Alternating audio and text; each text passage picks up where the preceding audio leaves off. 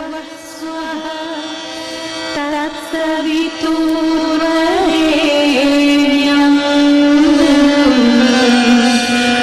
भर्गो देवस्य धीमहि धियो यो नः प्रचोदयात्।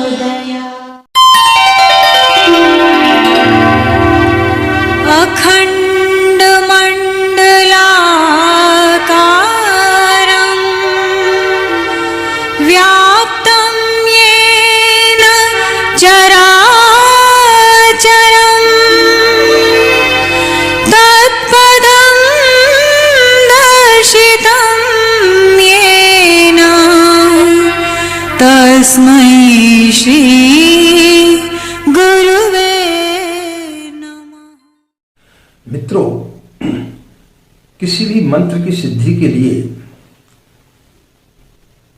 दो चीजें आवश्यक हैं, श्रद्धा और पात्रता।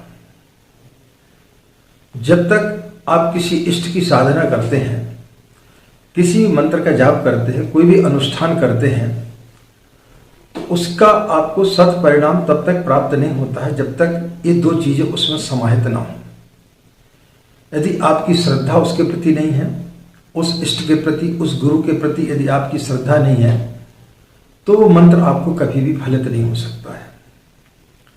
दूसरा, आपकी पात्रता। यदि आपकी पात्रता उस योग्य नहीं है, तब भी वो मंत्र आपको फलित नहीं होता है।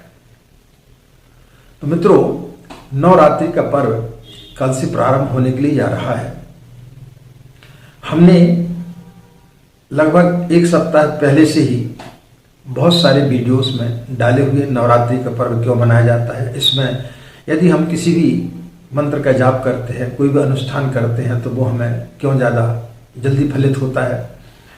गायत्री के अनुष्ठानों के बारे में संपूर्ण जानकारी हमने उन वीडियो के माध्यम से अलग अलग दी है। 24,000 का लघु अनुष्ठान कैसे करना है, गायत्री का पंचाक्षरी मंत्र का अनुष्ठान कैसे करना, मंत्र लेखन कैसे करना है, या जिनके पास में समय नहीं है तो गायत्री चालीसा का पाठ करके किस प्रकार से अनुष्ठान कर सकते हैं, कितनी आहुतियाँ देनी चाहिए, अनुष्ठानों में क्या क्या आपको सावधानी बरतनी चाहिए, इन सब सारी चीज़ों का विवरण हमने अलग अलग वीडियो के माध्यम से आप लोगों को नवरात्रि के पूर्व ही वीडियो के माध्यम से आपको सूचित कर दिया है। तो आप सभी बहुत सारे लोग जो है नवरात्रि में इन अनुष्ठानों का संकल्प लेकर के जरूर कर रहे होंगे। कोई 24,000 का लघु अनुष्ठान कर रहा होगा, कोई गायत्री मंत्र लेखन का अनुष्ठान कर रहा होगा, कोई पंचाक्षरी मंत्र के द्वारा कर रहा होगा, या कोई गायत्री चालीसा के माध्यम से कर रहा होगा। अब श्रद्धा और पात्रता हम कैसे विकसित करें, इसी के संदर्भ में आज हम इस वीडियो के माध्यम से आपको बताएंगे, ताकि आप कभी भी या नवरात्रि में जब आप साधना कर रहे हैं तो वो आपको मंत्र निश्चित रूप से फलित हो, आपका अनुष्ठान आपका फलदायी हो। राधे राधे, जय श्री कृष्णा, नमस्कार। मैं आचार्य पंडित गिरीश बारोलिया। गायत्री महामंत्र। ओम भूर्भुवः स्वः तत्सवितुर्वरेण्यं भर्गो देवस्य धीमहि धियो यो नः प्रचोदयात्।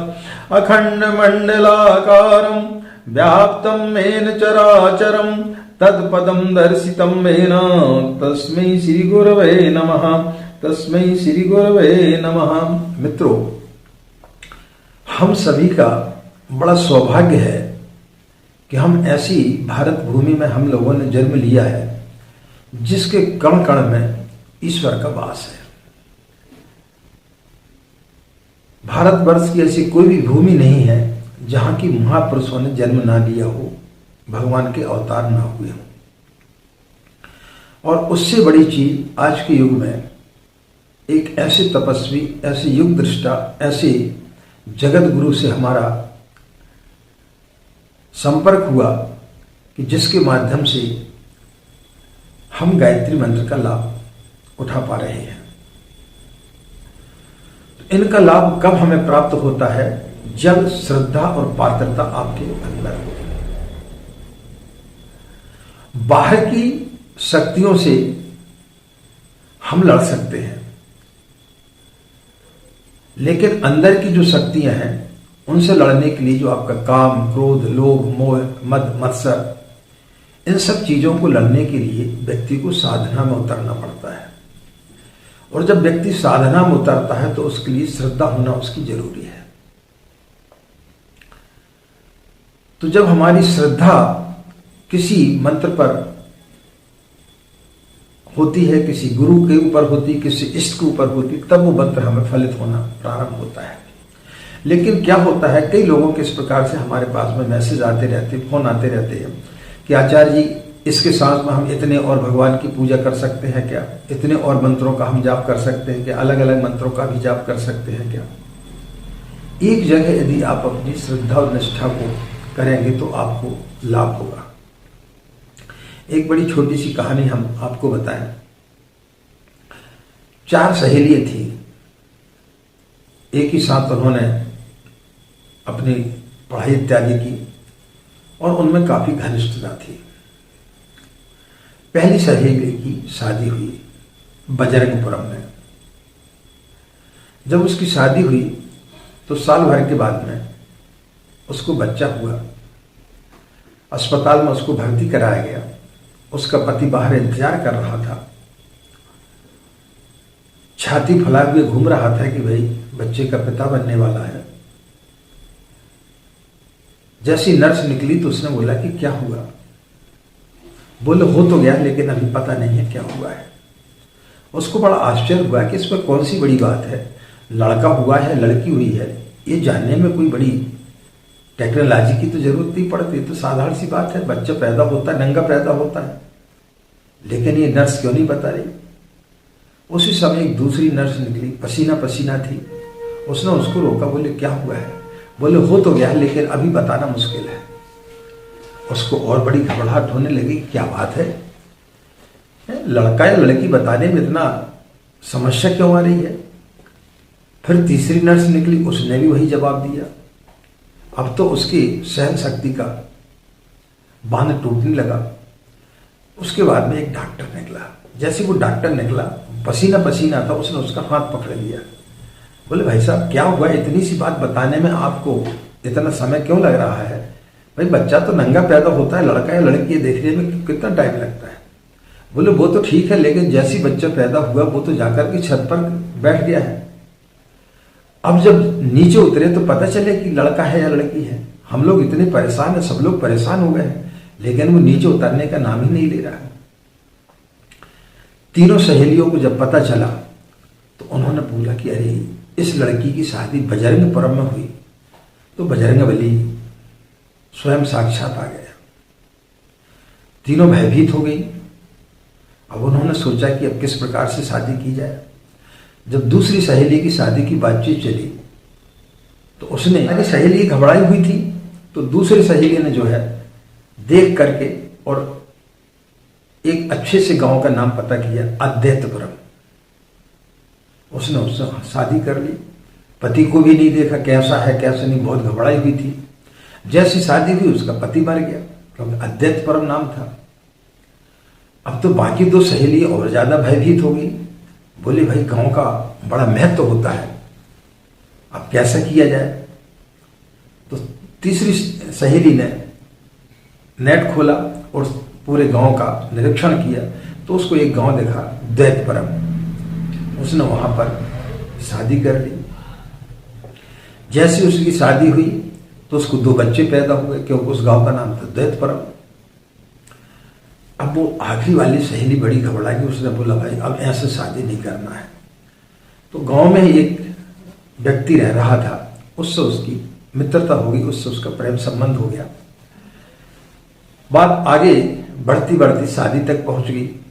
जब शादी की बात आई तो उस लड़की को याद आया कि इससे पूछ तो लूं कि ये यहीं का रहने वाला है कि अन्य कहीं रहने वाला है, इसका जन्म स्थान कौन सा है।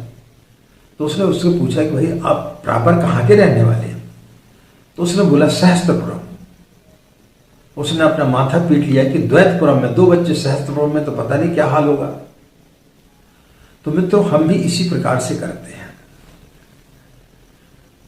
गायत्री की भी साधना करेंगे, साथ में दुर्गा जी की भी साधना करेंगे, साथ में हनुमान चालीसा का भी पाठ करेंगे, साथ में शिव की भी आराधना करेंगे, साथ में गणेश जी की भी आराधना करेंगे। इन सब चीज़ों का हम जो है एकदम मिश्रण बना देते हैं, एकदम खिचड़ी बना देते हैं। उससे क्या होता है कि जो चीज़ हमें फलित होनी चाहिए वो चीज़ हमें फलित नहीं हो पाती है। जब हम साधना करते हैं तो साधना का अर्थ होता है कि 9 दिन में जब आप कोई अनुष्ठान कर रहे हैं तो 9 दिन में आपके अंदर आपके व्यक्तित्व में परिवर्तन आना चाहिए। आप 9 दिन पहले जैसे थे उसमें के बाद में जो 9 दिन के बाद में आप में एक विशेष परिवर्तन आना चाहिए। यदि आपके अंदर परिवर्तन नहीं आए तो आपकी साधना सफल नहीं मानी जा सकती। जिस प्रकार से कि कोई बच्चा पढ़ता है तो उसकी योग्यता के आधार पर उसको नौकरी मिलती है। किसी ने इंजीनियरिंग किया है तो उसको इंजीनियर की नौकरी मिलती है, किसी ने सीए किया तो उसको सीए की नौकरी मिलती है, कोई प्रोफेसर बनता है, कोई वकील बनता है, कोई डॉक्टर बनता है। लेकिन ये कब बनते हैं? उनकी योग्यता के आधार पर। तो इसी प्रकार से जब हम साधना करते हैं तो हमारी पात्रता, हमारी जैसी पात्रता होती उसी आधार पर हमें हमारी साधना का फल प्राप्त होता है। जब आपकी किसी इष्ट के प्रति श्रद्धा होती है, उस श्रद्धा के आधार पर गुरु और इष्ट देखता है कि आपकी पात्रता है कि नहीं। यदि आपकी पात्रता ही नहीं है तो वो आपको वो चीज प्राप्त नहीं हो पाएगी। इसलिए मित्रों, आप नवरात्रि में अनुष्ठान कर रहे हैं, गायत्री मंत्र का अनुष्ठान कर रहे हैं, लेकिन अपनी श्रद्धा और अपनी पात्रता को विकसित करें। बाहर की चीजें प्राप्त करने के लिए ऊर्जा की जरूरत पड़ती है, लेकिन आंतरिक जगत की सफाई के लिए, आंतरिक जगत में ईश्वर को बिठाने के लिए हमें श्रद्धा की आवश्यकता होती है। तो जिस प्रकार से बाहर के कूड़े करकट को हटाने के लिए ऊर्जा की आवश्यकता होती है, तो हमारे अंदर के कूड़ा करकट को हटाने के लिए श्रद्धा का होना अनिवार्य है। और जब श्रद्धा फलित होती है तो फिर पात्रता उसमें विकसित हो जाती है। और जैसी व्यक्ति की पात्रता विकसित होती है उसके लिए वो सिद्धियां प्राप्त होना चालू हो जाती है। तो आप साधना के साथ साथ में जिस भी इष्ट की आप साधना करने के लिए जा रहे हैं, अपनी श्रद्धा को विकसित करें और उसके साथ साथ में अपनी पात्रता को विकसित करें, ताकि आपको जो भगवान देने के लिए जा रहा है उसको आप ग्रहण कर सकें। बाहर बारिश हो रही है लेकिन आपने अपने घड़े को उल्टा करके रख दिया तो उसमें पानी कैसे भरेगा? आप किसी गुरु के पास में गए और अपना पात्र पहली भर के ले गए, उसमें आपका जो है सब कुछ भरा हुआ, आपका पात्र खाली नहीं है, तो आपको मिलेगा कैसे?